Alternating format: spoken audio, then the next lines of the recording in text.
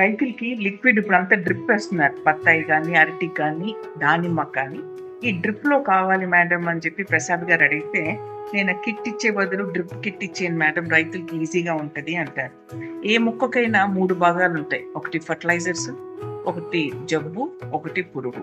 Fertilisers అనగానే ఏమేమి ఉంటాయి? ఎన్‌పీకే బ్యాక్టీరియాస్ ఉంటాయి. లైక్ అజిటో, పీఎస్‌పీ, పొటాష్, జింక్ బ్యాక్టీరియాస్.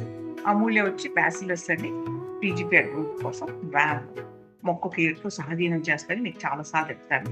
ఇవన్నీ లిక్విడ్స్. ఈ 2 ఏమో ట్రైకోడర్మా సూడోమోనాస్ ఎక్కువగా విల్ట్, అగ్గి తెగులు గాని, పొడ తెగులు గాని, దానిమ్మలో విల్ట్, సిగటోక ఇవన్నీ కంట్రోల్ చేస్తాయి. అవేమో బివేరియా, మెటరైజం, వర్టిసిలియం అవి వచ్చి పెస్టిసైడ్ కోసం. ఈ 3 వచ్చి పెస్టిసైడ్ కోసం. ఈ 3 మొత్తం ఇది పెస్టిసైడ్ కోసం. సో 3 భాగాలు డివైడ్ అయినాయి.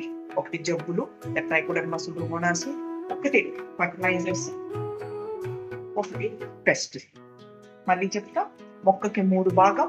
ఫర్టిలైజర్స్ కావాల్సింది బాటిల్స్, జబ్బుకు కావాల్సింది అదే డిసీజ్ కావాల్సింది అంటే విల్ట్ కానీ, కొమ్మలు మాడిపోవడం కానీ, బత్తాయిలో ఎండు పుల్లలు రావడం కానీ, బనానాలో సిగటోక రావడం కానీ, దానిమ్మలో విల్ట్ రావడం కానీ, ఇవన్నీ ఏమో ఫర్టిలైజర్స్ కింద యాక్ట్ చేస్తాయి. నత్రజని కాళ్ళలోంచి తీసుకుని మొక్క కనిపిస్తుంది.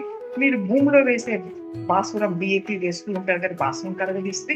పొటాషియం మీరు ఎంఓపి సల్ఫేట్ ఆఫ్ పొటాష్ వేస్తారు కాబట్టి పొటాషియం బాగా వస్తుంది. జింక్ చాలా ఇంపార్టెంట్. జింక్ ఆల్సో ప్లేస్ ఏ రోల్. వామ్ నేను చాలాసార్లు చెప్తుంటా, ఇవన్నీ వేసినా వేయకపోయినా దయచేసి వ్యామ్ ఏమని. అమూల్య చాలా గ్రోత్ వస్తుంటుంది. అన్ని బ్యాక్టీరియాసే. కాయ నిలబడుతుంది, కాయ సైజు.